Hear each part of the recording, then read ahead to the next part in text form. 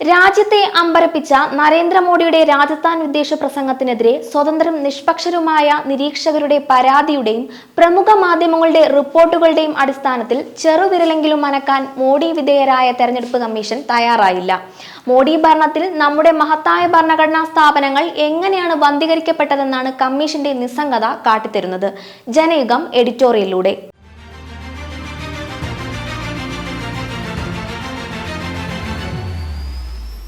ലോകത്തെ ഏറ്റവും വലിയ ജനാധിപത്യ രാഷ്ട്രമെന്ന് ഓരോ പൗരനും ഊറ്റം കൊള്ളുന്ന ഇന്ത്യയുടെ പ്രധാനമന്ത്രിക്ക് എത്രത്തോളം തരം താഴാനാവുമെന്നതിന്റെ ഏറ്റവും പുതിയ ദൃഷ്ടാന്തമാണ് രാജസ്ഥാനിലെ ബൻസ്വാരയിൽ ബിജെപിയുടെ തെരഞ്ഞെടുപ്പ് റാലിയിൽ നരേന്ദ്രമോദി ഞായറാഴ്ച നടത്തിയ വർഗീയ വിഷം വമിപ്പിച്ച പ്രസംഗം. ഇന്ത്യൻ മുസ്ലിങ്ങളെ ഒന്നടങ്കം നുഴഞ്ഞുകയറ്റക്കാർ എന്ന് അധിക്ഷേപിച്ച മോഡി തന്നെ വീണ്ടും അധികാരത്തിലേറ്റിയില്ലെങ്കിൽ പ്രസംഗം ശ്രവിക്കുന്നവരുടെ മംഗളസൂത്രമടക്കം സമ്പത്തും ഭൂമിയും പ്രതിപക്ഷം അവർക്ക് നൽകുമെന്ന് മുന്നറിയിപ്പ് നൽകി. 2014 വരെ 10 വർഷക്കാലം അധികാരത്തിലിരുന്ന ഡോക്ടർ മൻമോഹൻ സിംഗ് രാജ്യത്തിന്റെ സമ്പത്തിന്റെ ഒന്നാമത്തെ അവകാശികൾ മുസ്ലിങ്ങളാണെന്ന് പറഞ്ഞിട്ടുണ്ടെന്നും അതിനർത്ഥം ഭൂരിപക്ഷ സമുദായ അംഗങ്ങളുടെ സമ്പത്ത് പിടിച്ചെടുത്ത് കൂടുതൽ കുഞ്ഞുങ്ങളുള്ള നുഴഞ്ഞുകയറ്റക്കാർക്ക് നൽകുമെന്നും ആണെന്ന് മോഡി പറഞ്ഞു. നിങ്ങൾ കഠിനാധ്വാനത്തിലൂടെ സമ്പാദിച്ച പണം നുഴഞ്ഞുകയറ്റക്കാർക്ക് നൽകണമോ? ഇത് നിങ്ങൾ അനുവദിക്കുമോ? മോഡി ആരാഞ്ഞു. കോൺഗ്രസ് തെരഞ്ഞെടുപ്പ് മാനിഫെസ്റ്റോയിൽ നിങ്ങളുടെ അമ്മമാരുടെയും സഹോദരിമാരുടെയും സ്വർണത്തിന്റെ കണക്കെടുത്ത് നുഴഞ്ഞുകയറ്റക്കാർക്കിടയിൽ വിതരണം ചെയ്യും. സമ്പത്തിന്റെ ഒന്നാമത്തെ അവകാശികൾ മുസ്ലിങ്ങളാണെന്ന് മുൻ പ്രധാനമന്ത്രി മൻമോഹൻ സിംഗ് പറഞ്ഞിരുന്നു. സഹോദരന്മാരെ ഈ നഗര നക്സലുകൾ നിങ്ങളുടെ മംഗളസൂത്രം പോലും കവർന്നെടുത്ത് അവർക്കിടയിൽ വിതരണം ചെയ്യും, മോഡി ആവർത്തിച്ചു. ഒരു ജനാധിപത്യ തെരഞ്ഞെടുപ്പ് പ്രക്രിയയിൽ പാലിക്കേണ്ട സാമാന്യ മര്യാദകൾ കാറ്റിൽ പറത്തി മാതൃകാ തെരഞ്ഞെടുപ്പ് പെരുമാറ്റച്ചട്ടങ്ങൾ യഥേഷ്ടം ലംഘിച്ചുകൊണ്ടാണ് മോഡി മുസ്ലിം മതന്യൂനപക്ഷങ്ങൾക്കെതിരെ വിദ്വേഷം വമിപ്പിച്ചത്. തെരഞ്ഞെടുപ്പിൽ തന്നെയും ബിജെപിയെയും തുറച്ചു നോക്കുന്ന പരാജയത്തിന്റെ പരിഭ്രാന്തിയുടെ പ്രതിഫലനമാണ് മോഡിയുടെ നുണപ്രസംഗത്തിലുടനീളം മുഴച്ചു നിൽക്കുന്നത്.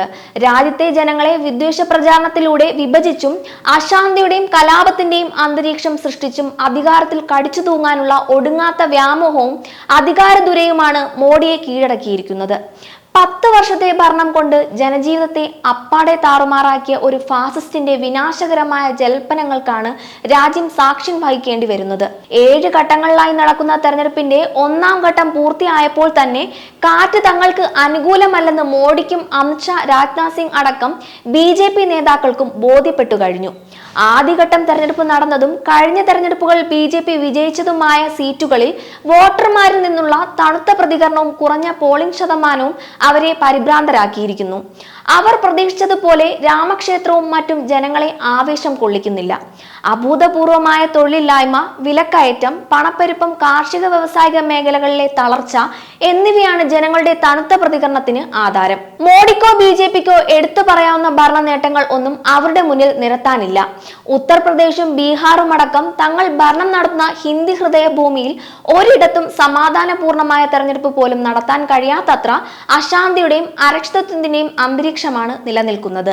പ്രതിപക്ഷം ഭരിക്കുന്ന കേരളവും തമിഴ്നാടും അടക്കം സംസ്ഥാനങ്ങളിൽ നിലനിൽക്കുന്ന താരതമ്യേന മെച്ചപ്പെട്ട രാഷ്ട്രീയ സാമൂഹിക സമാധാന അന്തരീക്ഷം മേൽപ്പറഞ്ഞ പ്രദേശങ്ങളിലെ സമാധാനകാംക്ഷികളായ ജനങ്ങളെ നിരീക്ഷിക്കുകയും വിലയിരുത്തുകയും ചെയ്യുന്നുണ്ട്. ജനങ്ങളുടെ ഈ തിരിച്ചറിവാണ് മോഡി പ്രഭൃതികളെ പരിഭ്രാന്തരാക്കുന്നത്.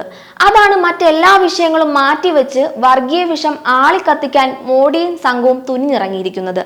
അതാണ് മോഡിയും ഷായും ഗുജറാത്തിൽ പയറ്റി വിജയിച്ച മാതൃക. രാജ്യത്തിന് തീ കൊളുത്തിയും വർഗീയതയുടെ കൊലക്കളമാക്കിയും എങ്ങനെയും അധികാരത്തിൽ തുടരാനുള്ള അവസാന അടവുകളാണ് അവർ പയറ്റുന്നത്. മോഡിയുടെ കഴിഞ്ഞ ഒരു ദശകാലത്തെ ഭരണം രാജ്യത്തെ ജനാധിപത്യ ഭരണഘടനാ സ്ഥാപനങ്ങളെ എങ്ങനെ നട്ടലില്ലാത്ത ഏറാൻമൂളി സംവിധാനങ്ങളാക്കി അധംപതിച്ചുവെന്നത് നമ്മെ നേരിട്ട് ബോധ്യപ്പെടുത്തുകയാണ് നിഷ്പക്ഷവും സുതാര്യവും നിയമാനുസൃതവും തെരഞ്ഞെടുപ്പ് നടത്താൻ ചുമതലപ്പെട്ട തെരഞ്ഞെടുപ്പ് കമ്മീഷൻ.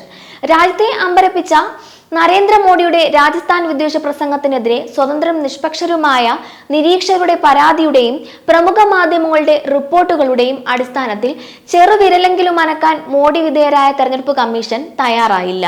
മോഡി ഭരണത്തിൽ നമ്മുടെ മഹത്തായ ഭരണഘടനാ സ്ഥാപനങ്ങൾ എങ്ങനെയാണ് ബന്ധീകരിക്കപ്പെട്ടതെന്നാണ് കമ്മീഷന്റെ നിസ്സംഗത കാട്ടിത്തരുന്നത്.